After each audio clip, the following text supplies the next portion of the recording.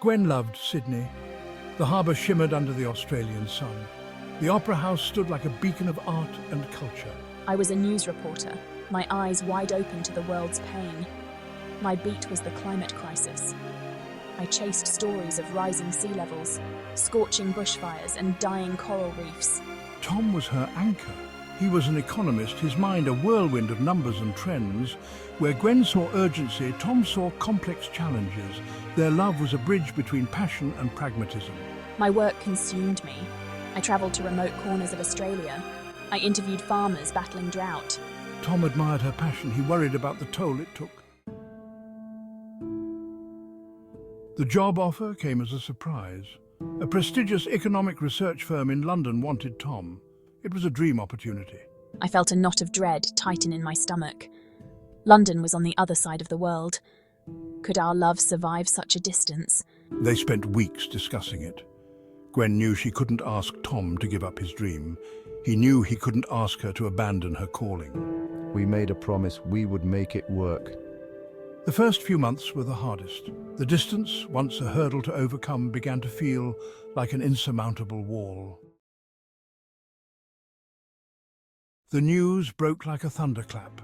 A new virus had emerged in the Amazon rainforest. It was spreading rapidly, jumping from animals to humans. Scientists were baffled.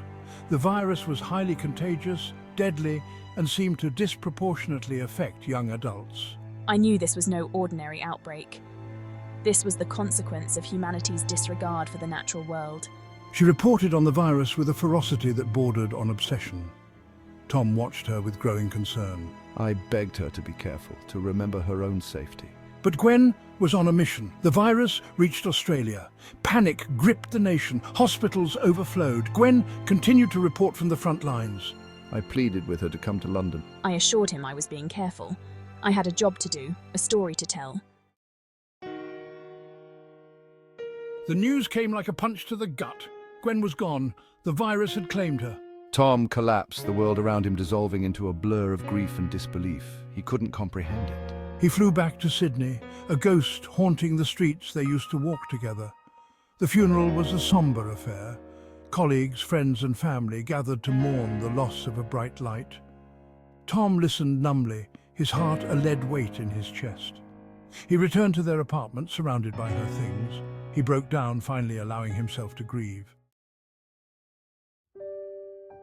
Years passed, the world slowly began to heal, the virus was contained, eventually eradicated. Life returned to a semblance of normalcy.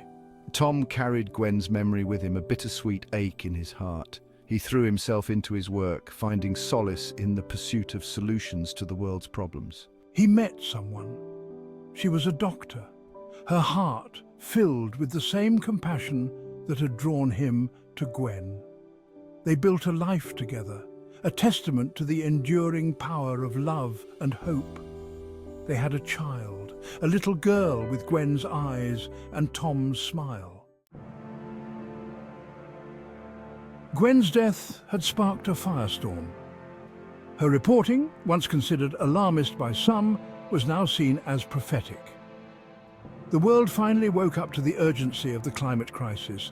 Governments enacted sweeping environmental policies. Renewable energy became the norm.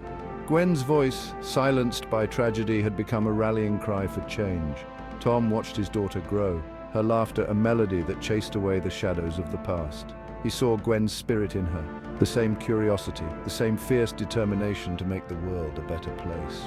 He knew Gwen would have been proud. Her legacy lived on. Not just in the policies and technologies that were reshaping the world, but in the hearts and minds of a generation inspired by her courage and her unwavering belief in a brighter future.